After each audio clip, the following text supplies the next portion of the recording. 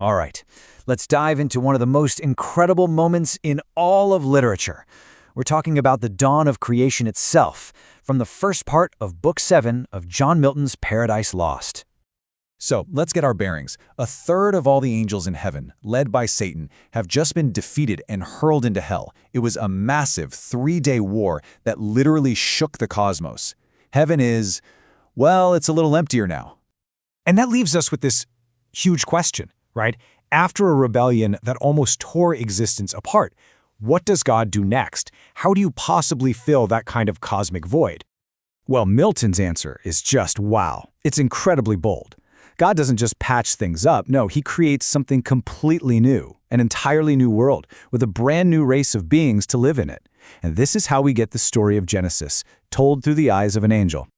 But hang on. Before we get to the creation story, Milton himself, the poet, steps into the spotlight. Book 7 actually opens with his own personal prayer to his muse, his source of inspiration.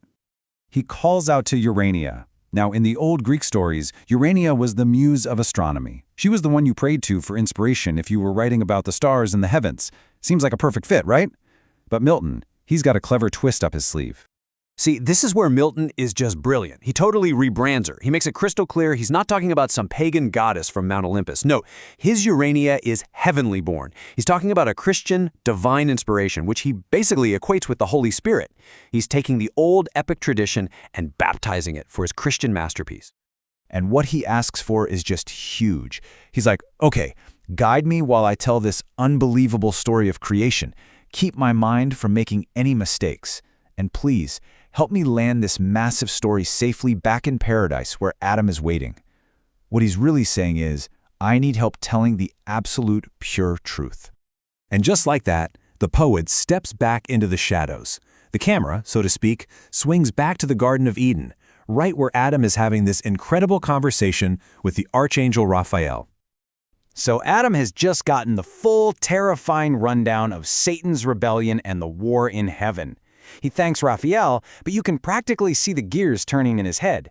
Hearing all about that destruction has made him intensely curious about, well, creation. So he asks the big ones, the questions we all wonder about, right? How did all this get here? When did it happen? And maybe the biggest question of all, why? Why does this world even exist?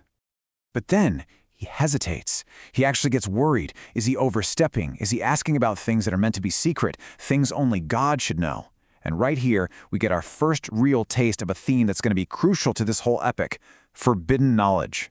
Raphael tells him, no, it's okay. It's good to ask. Knowing about your own creation will help you praise God even better. But then he drops a warning, and it's a piece of foreshadowing so heavy you can almost feel it. He tells Adam that having an appetite for knowledge is great, but just like any appetite, you have to keep it in check. Uncontrolled curiosity, that can be a dangerous thing. So, Raphael starts to unpack that why question for Adam, revealing the incredible motivation behind the creation of our entire world. And this is huge. This completely reframes everything. Creation wasn't just some item on God's to-do list.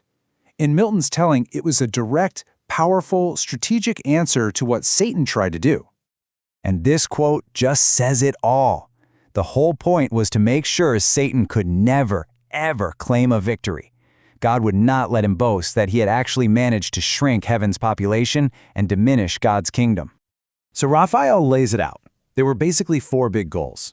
1, to heal the damage from the war. 2, to refill heaven's population. 3, to totally shut down Satan's boast. And 4, to prove a really important point, that God's goodness and his kingdom can never be diminished. In fact, they can expand forever. And get this, this was the original, glorious plan, even before the fall. After a time of proving their love and obedience on earth, humanity was meant to be lifted up, to ascend into heaven and take the very seats that the fallen angels had abandoned. The end game? To merge earth and heaven into one single, perfect kingdom. Okay, so the master plan is set. But who has the sheer power to step into that formless, infinite chaos and bring a whole new universe into being? God the Father gives the order, but it's God the Son who acts as the divine architect. He's the one who rides out in a fiery golden chariot, plunging into the wild abyss of chaos. And he brings with him a golden compass to literally draw the circles of the new universe. It's an amazing image. Now, Raphael explains that the sun's power could have made everything in a single instant. But to make it understandable to Adam and to us, he's going to tell the story in that familiar 6-day sequence from Genesis. And this basically gives us the roadmap for the mind-blowing story of creation that we're about to hear. So that leaves us here, right on the brink of creation, with this one nagging question. Raphael praised Adam for wanting to learn, but he also gave him that serious warning about his appetite for knowledge. It makes you think, if the most perfect human being in existence has to be careful about his curiosity, can that curiosity ever be completely safe? Can it really be innocent? Welcome back. Today, we are diving deep into one of the most epic poems ever written, John Milton's Paradise Lost. We're going to focus on that incredible moment the universe itself is forged right out of chaos. It's a story of divine power, perfect order, and one single, ominous warning that is going to change absolutely everything. Let's get right into it. So, who's telling this story? Our guide on this wild journey is the angel Raphael. God sent him to have a little chat with the first man, Adam. And look, this isn't just some boring history lesson. It's a real conversation, a celestial being explaining the very fabric of existence to the one person who's meant to inherit it all. Adam, as you can imagine, is just bursting with curiosity. He wants to know everything about the war in heaven, what the stars are, where he even came from. Raphael is happy to oblige, but he starts not with a big bang, but with a really crucial piece of advice. Now this is where Milton's genius really shines through. You see the metaphor he's using? Raphael frames knowledge as an appetite, something you can actually hunger for. He's warning Adam, hey, be temperate, control that hunger. It's just this incredibly powerful and direct piece of foreshadowing for the temptation that's just around the corner, the temptation to eat from the tree of knowledge. Okay, so with that warning hanging in the air, Raphael gets to the main event, the story of the 6 days of creation. And in Milton's version, it's not just God waving a hand. No, it's the sun who acts as the divine architect, literally stepping into chaos to bring forth order and life. So here it is, the divine blueprint for creation. Over 6 cosmic days, the sun is going to build our entire world step by glorious step. Starting with light itself, then separating land and sea, filling the heavens, and finally, making the earth just teem with life. Let's start with day 1. First things first, the sun takes a giant cosmic compass and draws a line in the void, separating this new world from all the chaos around it. Then comes that famous command. But you might be wondering, wait a minute, how can you have day and night before there's a sun? Well, Milton brilliantly solves this classic puzzle from Genesis. He describes the special divine light that's created first, and of course the angels immediately start singing hymns about it. The next 2 days are just a whirlwind of activity. The sun creates the firmament, that's the sky, separating the waters above from the waters below. Then the seas all get gathered together and poof, dry land appears. And in this incredible burst of divine energy, that land is instantly covered with every kind of plant you can imagine, all fully grown and ready to go. On the 4th day, that divine light gets put into containers, if you will. The sun, the moon, and countless stars. And this shows a really key theme for Milton: order. The stars and planets aren't just scattered randomly, no way. They are arranged perfectly in rank and glory, a heavenly hierarchy that reflects God's own perfect design. So now the stage is set and life just explodes into being. The waters are suddenly teeming with fish and whales. The air fills up with birds. Then on day 6, the land becomes home to every animal imaginable. And get this, they all appear fully grown in pairs and in a state of perfect peace. There are no predators, no prey. Not in Eden. The world is complete, beautiful, but it's missing its centerpiece. So Raphael's story slows way down here, focusing on the final and most important act of creation, what he calls God's masterwork, humanity. So, what's the big deal? What makes humanity the masterwork? Well, it's this unique mix of the physical and the divine. We're made from the dust of the earth, sure, but we're brought to life by God's own breath. Unlike the animals, we stand upright, looking up towards heaven. We have reason, this incredible gift that lets us know and love our Creator, and we're put in charge, given dominion over everything else. They're told to be fruitful, multiply, fill this perfect world. They have absolutely everything they could ever want or need, total freedom, and they're in charge of a paradise. Everything, except for one thing. There's just one rule. And this is it. The single, simple rule. Don't eat from this one tree. Raphael makes the stakes crystal clear. If you disobey, you will fundamentally change reality itself. You will invite sin and its awful consequence, death, into a world that doesn't even know what those things are. So with humanity placed in Eden and that one rule established, the sun's work is done. Now Raphael kind of zooms the camera out, showing Adam the finished universe and exactly where it fits in the grand cosmic scheme of things. Before he heads back to heaven, the Son takes a moment to just look at everything he has made. And his verdict is absolute. It is entirely good. Not just good, entirely good. This is a world with no flaws, a perfect reflection of divine will. And then he puts it in its final place. This right here is the new map of reality. You've got heaven up top, the prison of hell way, way down below, and right in the middle, this beautiful new world of earth, literally hanging from heaven by a golden chain. And that chain isn't just a metaphor, it's a real path for angels like Raphael to travel between the realms. Okay, so that's the story Raphael tells. But how Milton tells it is just as fascinating. See, he's not just retelling Genesis, he's building an epic poem, mixing these ancient traditions with his own really deep Christian theology. You know how classical poets like Homer would always call on a muse for inspiration, like Urania, the muse of astronomy? Well, Milton follows that tradition, and then he boldly corrects it. He says his inspiration isn't some pagan myth. Nope, it's the Holy Spirit itself, the divine source of all truth. For Milton, this lifts his poem way beyond just literature. He sees it as a work of sacred revelation. Milton also puts the sun right at the center of all the action. As you can see, he's God's right-hand man in three huge ways. He's the warrior who kicks Satan out of heaven, he's the architect who builds the whole universe, and, as the poem will show us later, he's the redeemer who's going to save humanity. And let's just come back to this incredibly powerful theme. By describing Adam's desire for knowledge as a hunger and an appetite, Milton is constantly connecting the intellectual act of learning with the physical act of eating. The whole story of creation is framed by this warning, reminding Adam, and us, that some appetites can be really, really dangerous. So, Raphael's story is finished. He's given Adam the ultimate download, an understanding of his place in a perfect, divinely ordered universe, and a super clear warning about the one thing that can bring it all down. The question that's just hanging there is, will this knowledge be enough to control Adam's appetite, or will the hunger for more be the very thing that causes this paradise to come crashing down?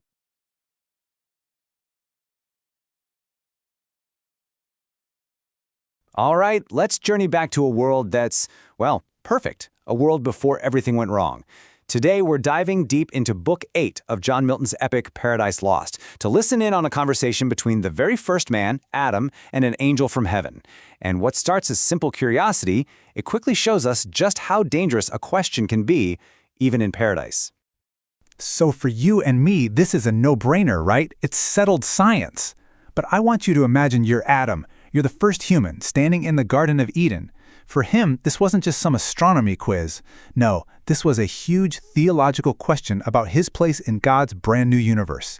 And it turns out the answer wasn't nearly as important as the fact that he was asking in the first place.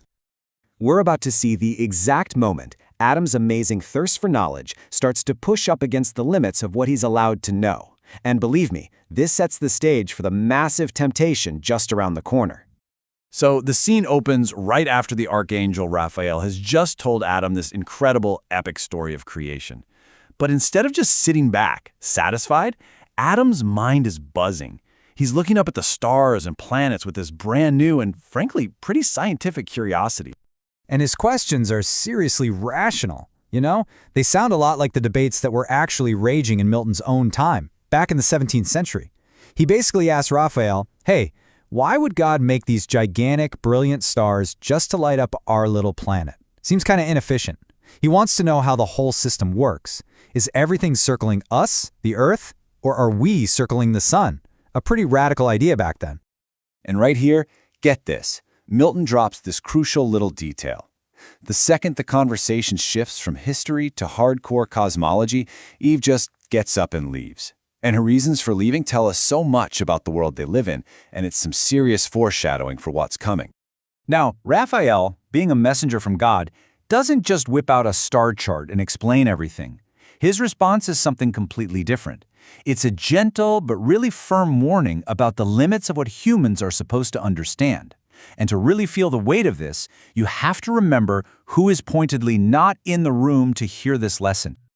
So why did Eve leave? Well, Milton is very clear. It's not because she's bored or because she can't understand it. Nope. The poem says she'd rather hear it all from Adam later, mixed with a little romance. She's gracefully accepting her place in this world's hierarchy, where Adam is her connection to this kind of knowledge. But this choice, this disengagement from a direct warning about divine boundaries, it tragically leaves her way more vulnerable down the line. So with Eve gone, Adam gets the angel's answer all to himself. Raphael basically tells Adam, look, don't worry about it. His core message is right here. Be lowly wise. In other words, focus on what's in front of you, your life, your job here in the garden, and your relationship with God. Don't get lost in theories about outer space that have nothing to do with your soul. You see, Raphael doesn't answer Adam's question because, from his perspective, the answer just doesn't matter. He explains that God actually kept some of this stuff secret on purpose. Why? To encourage humility and faith, not to spark a scientific revolution. The chase for knowledge that God hasn't offered up, that's a dangerous kind of pride. So Adam, he gets the hint, loud and clear. He thanks Raphael for reining in his wandering thoughts, and pretty smoothly changes the subject. He offers to tell the angel the one story that Raphael doesn't already know, the story of his own creation. And Adam's memory of his first moments is just pure wonder.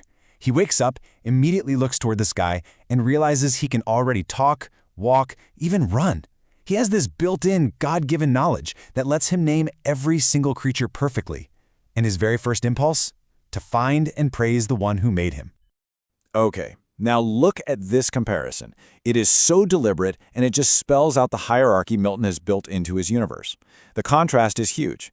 Adam wakes up in bright sunlight and looks up.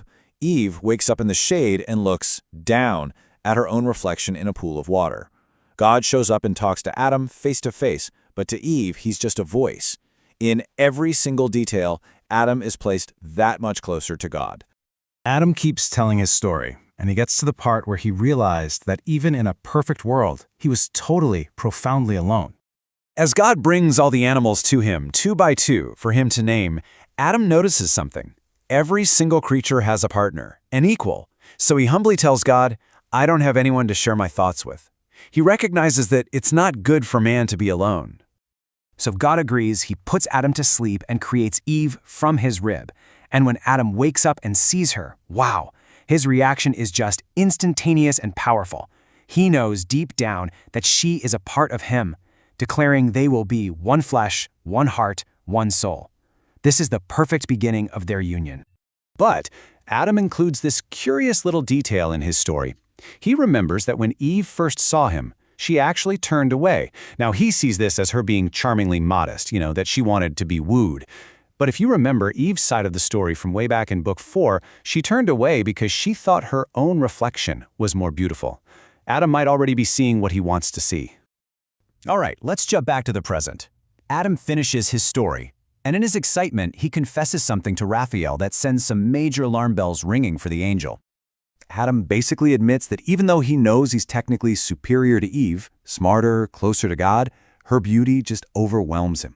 He says that when he's with her, all his logic and reason just kind of fade away. To him, she suddenly seems like the wisest, most perfect being there is. And that confession raises a huge question. What's going on here? Is this the absolute peak of God-given love?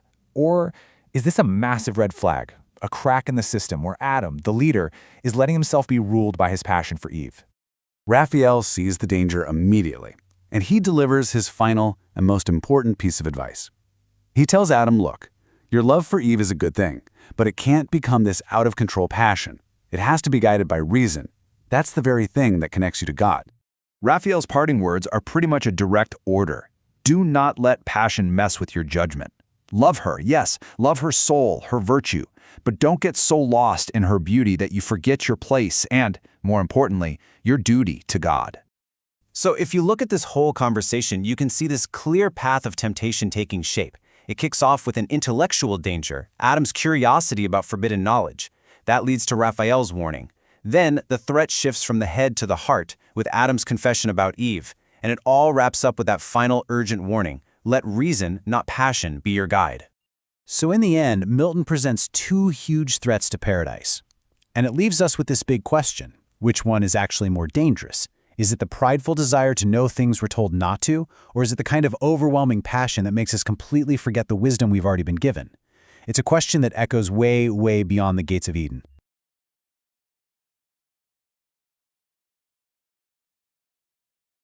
All right, let's dive right in. We're about to explore one of the most critical moments in all of literature, the beginning of Book 9 in John Milton's Paradise Lost. This is where everything changes. The epic heavenly wars are over, and now we zoom into a quiet, psychological battle, one that's going to seal humanity's fate. We're going inside the tragic fall of Satan, both in his mind and in his very form. So, let's start with this. This is the exact question the poet John Milton basically asks us at the top of Book 9. See, he's about to tell the story of the fall of humankind, and he wants us to completely rethink what a hero, and for that matter what a tragedy, really is. You have to remember, for Milton, who was writing after the bloody English Civil War, the greatest stories aren't found on the battlefield. Not anymore. They're found inside the human soul. He's setting the stage for a totally different kind of epic, one that isn't about swords and shields, but about morality and choices. I mean, this is a huge claim Milton is making right out of the gate. He's basically looking at the classics, at Homer and Virgil, and saying, yeah, those are great stories, but this one, the story of Adam and Eve's disobedience, this is the ultimate tragedy. He believes it has higher stakes and a much deeper meaning. This slide right here, this really gets to the core of Milton's revolutionary idea. He's intentionally turning his back on what he calls the tedious havoc of constant battles you see in other epics. Instead, he zooms right in on the internal struggle, that battle between obedience and revolt. For Milton, true strength isn't about how hard you can hit, it's about moral power. And you can almost feel the personal weight of this task on Milton himself. He humbly asks his muse, who he sees as the Holy Spirit, for the strength and inspiration to get this story right. You know, he's worried he might not have enough time left in his life to finish this monumental work all on his own. Okay, so let's see how this tragedy actually begins. It all starts with the return of our main antagonist, Satan. And his entrance back into paradise? It's anything but grand. It's quiet, it's subtle, and honestly, it's terrifying. 8. On the 8th day, after being thrown out of Eden, Satan has been hiding out on the dark side of the earth for 7 full days, just waiting, planning, and on day 8, he makes his move. And this just shows you how methodical his infiltration is. He doesn't come back with an army storming the gates. No, he seeps back in, totally unseen, disguised as a creeping mist. And get this, he rises up through the fountain right next to the tree of life, the very source of vitality in the garden. This isn't an invasion from the outside, it's a poison from within. Now we get one of the most incredible moments in the entire poem. Milton takes us right inside Satan's head, and we get a first-hand look at the deep psychological torment that's driving his whole mission of destruction. Before he acts, Satan actually falters.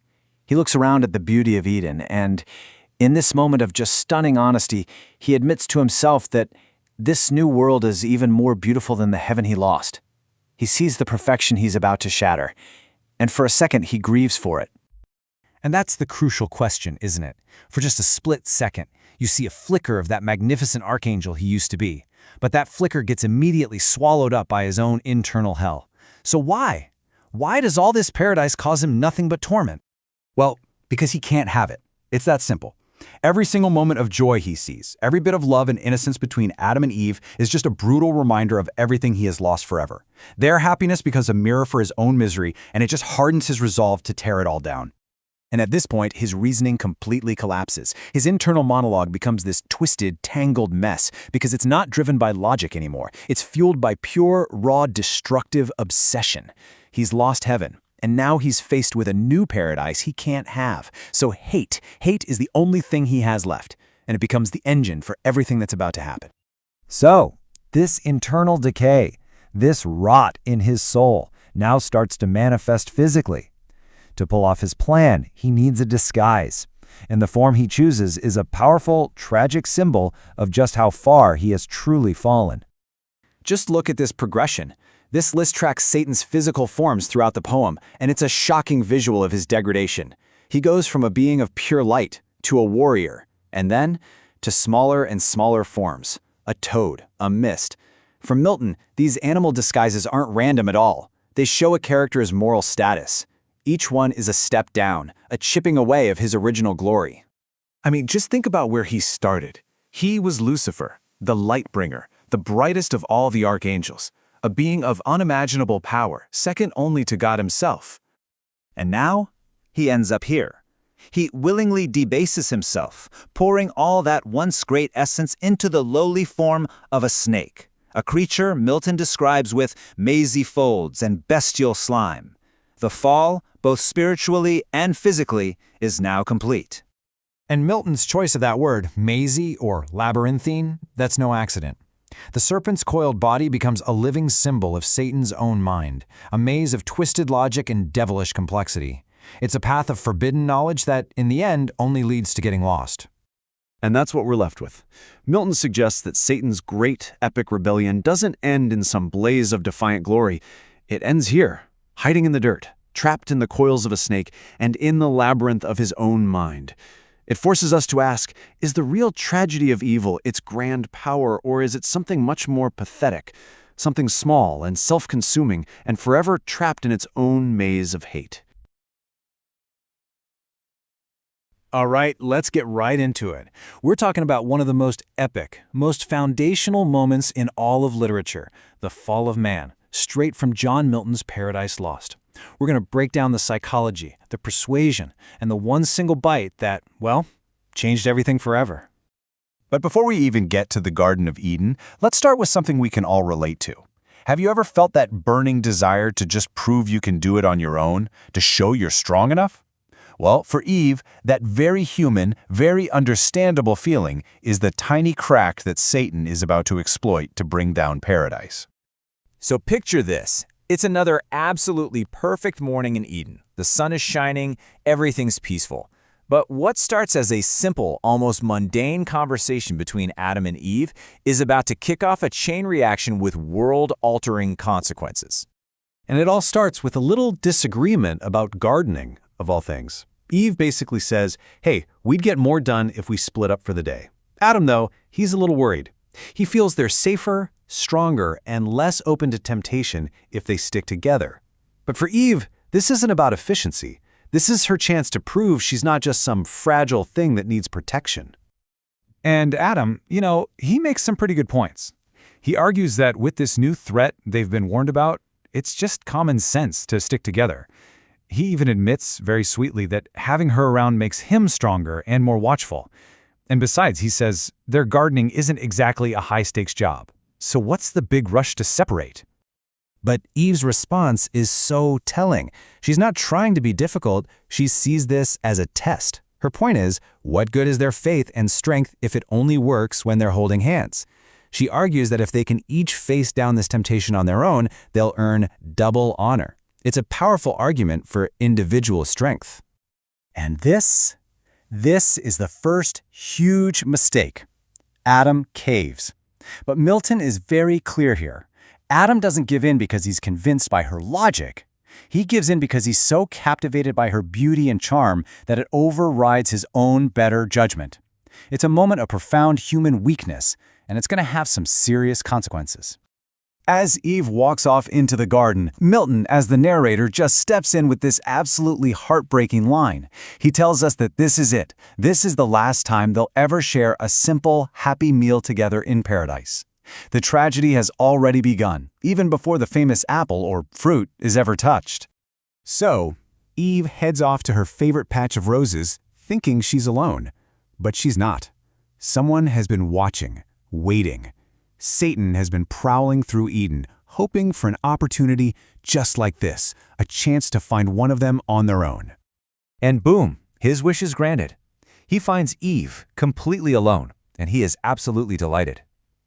Milton gives us this incredible moment where even Satan, the embodiment of hate, is momentarily stunned by her beauty and innocence. But that feeling doesn't last long, because the hot hell that always in him burns quickly takes over. Now, it's super important to remember what serpents were like before the fall, at least in Milton's world. The creature Satan possesses isn't some slimy, scary snake. It's a magnificent beast. It moves in these beautiful, shimmering coils. It stands upright, and it has this gorgeous crest on its head. It's designed to be mesmerizing. And that upright posture? That's pure genius on Milton's part. It's a physical symbol of a fake moral authority. Satan knows Eve appreciates beauty, so he picks a disguise that looks noble and impressive on the outside, even though it's filled with corruption on the inside. It's the perfect Trojan horse. Okay, so Satan has Eve's attention. And what does he do? He doesn't just hiss or act like an animal. He launches into one of the most brilliant, deceptive, and persuasive speeches ever written. He approaches her like a master orator about to win over a crowd. And what's his opening line?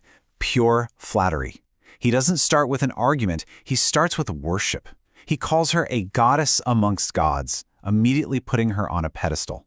It's a classic move designed to lower her defenses and play right into that desire for recognition she showed earlier. Of course, Eve is floored. A talking snake? How is that even possible? And this is where Satan's trap snaps shut. He spins this incredible story. He says, "Oh, it's simple. I ate the fruit from that amazing tree over there, and presto, I got the power of speech and this incredible new intelligence." He's not just making a claim, he's presenting himself as living proof. Here's the thing, though. Eve isn't dumb. She knows he's laying it on a little thick with the whole goddess thing, but she's hooked. The flattery might have been a bit much, but the idea of a fruit that can make animals think like people, that's way too intriguing to ignore. She has to see this tree. So, the serpent leads her to the tree of knowledge, and Eve's first reaction is to follow the rules. She tells him, hey, this was a pointless trip. A little pun there by Milton. Because God told us we can't eat from this one. But Satan's not done. He rears up, gets all dramatic like a famous politician about to give the speech of his life, and prepares for his final assault. So let's just break down his strategy, because it's a masterpiece of evil. Step 1, flattery, to get her on his side. Step 2, false evidence, using himself as the proof. Step 3, question God's motives, suggesting God is just a cosmic killjoy trying to keep them down. And finally, step 4, the final push, a direct command to empower herself. Reach then, and freely taste. And there we are. The stage is perfectly set. The arguments have been made. Eve is standing in front of the tree, and literally the entire future of the human race is resting on what she does next. Just stop and think about that for a second. It's kind of mind-blowing, isn't it? The idea that every war, every tear, every moment of joy and suffering could all hinge on this one small physical act. And Milton takes us right inside Eve's head as she thinks it over. The serpent's words are echoing in her mind. He ate it and didn't die. He actually got better. Her final thought process is so tragically logical. She thinks, wait a minute, it just seems plain wrong for a beast to have access to this amazing power while humans are forbidden from it. In her mind at this moment, it's not about rebellion, it's about fairness. And then in 2 simple, chilling lines, Milton tells us what happens. In evil hour, she reached out, and she ate. The result isn't something that happens later. It is immediate. It is cosmic. Milton writes that Earth felt the wound. The planet itself, all of nature, groans in pain, knowing that paradise is lost. Eve, on the other hand, feels a dizzying rush. She feels powerful, maybe even godlike, and her very first thought is how she's going to get Adam to join her. And that right there is why this is called the fall. It's not just about breaking a rule. In Milton's telling, it's the final domino in a cosmic story that started with Satan's rebellion in heaven. This single act of disobedience, fueled by pride and tricked by lies, is the moment the door is kicked open for death, pain, and all of human suffering to pour into the world. Which leaves us with the one massive, complicated question that hangs over the entire epic. Milton's stated goal was to justify the ways of God to men. But after you see just how brilliantly Satan manipulates the situation and how very human and understandable Eve's motivations are, you have to ask yourself, does he succeed? Is this extreme, world-shattering punishment truly justified for one mistake? That, I think, is what we're all left to wrestle with. Today, we are diving deep into one of the most intense, psychologically complex moments in all of literature. We're talking about the fall of humanity, straight from Book 9 of John Milton's Paradise Lost. And trust me, this is so much more than a story about eating a piece of fruit. It's a gripping look at motivation, love, jealousy, and ultimately, tragedy. Look, we all know the gist of the story, right? But the real drama, the absolute genius of what Milton does here, isn't the what, it's the why.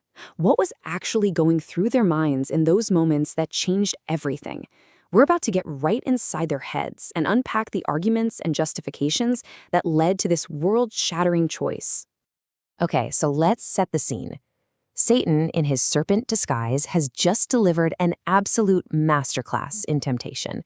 And then he just vanishes. He slinks off, leaving Eve all alone, holding the fruit. She's already taken a bite, and now she's got to figure out what to do about Adam. The fate of literally everything is hanging on this one decision. And her thought process here is incredibly complicated. I mean, her mind is just racing. On one hand, she has this flash of ambition, She thinks about keeping this newfound knowledge all to herself, maybe finally becoming more equal to Adam. But then, that idea is completely crushed by this absolutely terrifying thought. What if the fruit actually kills her? Then God might just create another Eve for Adam. And the very idea of him being wedded to another Eve, well, that's something she just can't stand. So in this really tragic twist, she completely reframes the decision as this grand act of love. She convinces herself that she has to give Adam the fruit because she loves him so much. She wants to share everything with him, whether that's a new life as God's or a shared death. The bottom line for her is she can't imagine a world where he's not right there with her. And get this, while Eve is going through this whole monumental, world-ending crisis, what's Adam doing? He's in this state of just pure, innocent love. He's been spending his time weaving this gorgeous wreath of flowers just for her. A simple, perfect gift. He has absolutely no clue that his entire reality is about to come crashing down. And then, the moment of impact. Eve comes up to him, and he sees it, the forbidden fruit, half eaten, in her hand. In that single instant, his whole world just shatters. The wreath that he was so lovingly making for her just falls from his hands. It's such a simple, devastatingly powerful image. Oh, and this line from Milton is just incredible. The flowers in the wreath, which were perfect and couldn't wilt just a moment before, now they just decay on the ground. This is the very first time decay has ever happened in paradise. That falling wreath isn't just about their love. It's about the death of innocence itself. Paradise has been broken. So what is Adam's sin, exactly? Because it's different from Eve's. He's not tempted by some thirst for power or knowledge. Nope. He's just standing there, horrified, realizing that he won't live without her. His sin is twisting the whole hierarchy of love. He knowingly, consciously chooses Eve over God. He puts his earthly love above his divine obedience. Eve is just thrilled by his loyalty, and she embraces him. And then, as Milton puts it, fondly overcome with female charm, Adam eats the fruit. He makes his choice with his eyes wide open, basically dooming himself because he's so desperate not to lose her. And with that single bite, their fates are sealed. Together. So, what happens next? Does the sky fall in? Not right away. The aftermath is actually way more insidious. It unfolds in these 3 distinct and very deceptive stages. First, this rush of power, then a wave of pure lust, and finally, a complete and utter crash into shame. At first, it almost seems like the serpent was telling the truth. They feel amazing, powerful, like they're growing up to godhead. But this high, it sours really fast. Adam looks at Eve, and that pure, innocent love he felt is suddenly replaced by raw, carnal lust. They run off to a shady bank in the woods, and their intimacy, which was once so pure, is now tainted by something much, much darker. After that, they fall into this heavy, dreamless sleep. But when they wake up, the illusion is completely gone. That feeling of power has totally vanished, and it's been replaced by this storm of guilt and anxiety. The high is over, and the horrifying reality of what they've done comes crashing down on them, hard. And the consequences are just profound. They realize they haven't gained some kind of godlike knowledge. All they've gotten is the painful awareness of good lost and evil got. For the very first time in their lives, they look at each other, at their own bodies, and feel shame. They've lost what Milton calls their first naked glory. So they scramble to cover themselves up with these crudely stitched together fig leaves, a really sad symbol of their lost innocence. And here is the ultimate gut-wrenching tragedy of it all. The very love that Adam used to justify his sin, that feeling that he couldn't live without Eve, that is the very first casualty of their fall. The powerful bond that once united them now becomes the weapon they use to attack each other. And so it begins, humanity's very first argument, and it is ugly. It's just a bitter blame game. Adam immediately points the finger at Eve, saying, "This is your fault. You insisted on working alone." He even throws her love back in her face, saying he only did it for her. But she fires right back, saying, "You should have been a stronger husband, and anyway, you would have been tempted just as easily." Their inner paradise is gone. It's completely lost. That pure, perfect love has been replaced by this toxic storm of emotions. As Milton writes, they are now filled with anger, hate, mistrust, suspicion, discord.